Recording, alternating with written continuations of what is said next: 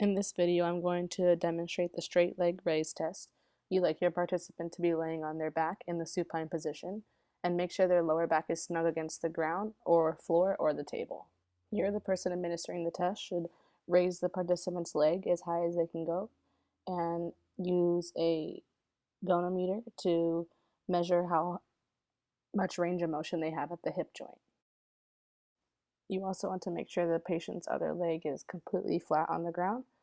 You want to measure both sides for both legs. A minimum of 80 degrees is acceptable for a passive straight leg, and 90 degrees is desirable.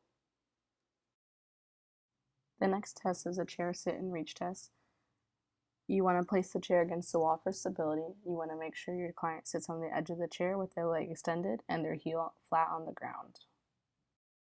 With the extended leg as straight as possible and your hands on top of each other, palms down, the client slowly bends forward at the hip joint, keeping the spine as straight as possible and the head in normal alignment.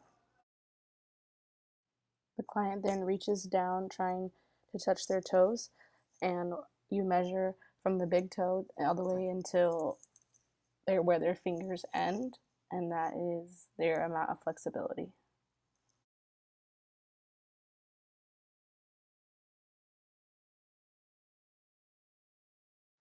Next, I'm going to explain the Canadian truck forward flexion test, also known as the standard sit and reach test.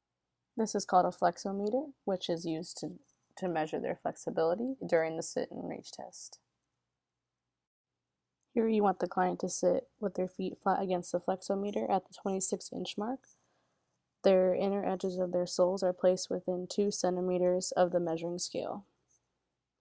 They then reach forward as far as they can, and you record the number that their fingers end at. Another thing you want to look out for is their hands on top of each other and fingertips, middle fingers touching. You want to make sure their palms are down and you record their last number. The last test I'm going to demonstrate is the YMCA sit and reach test, also known as the V-sit. Here, a yardstick is placed on the floor and the tape is placed across it at a right angle at the 15-inch mark. The patient sits with the yardstick between their legs and legs extended. Here you want to make sure the heels of the feet touch the edge of the tape about 10 to 12 inches apart. This demonstrates how it should look. Next, the client reaches down with their hands on top of each other, middle fingers touching, palms down, and they reach as far as they can. You record the number they reach on the meter stick, and you want to do this twice. The best of 2 trials is the number you record.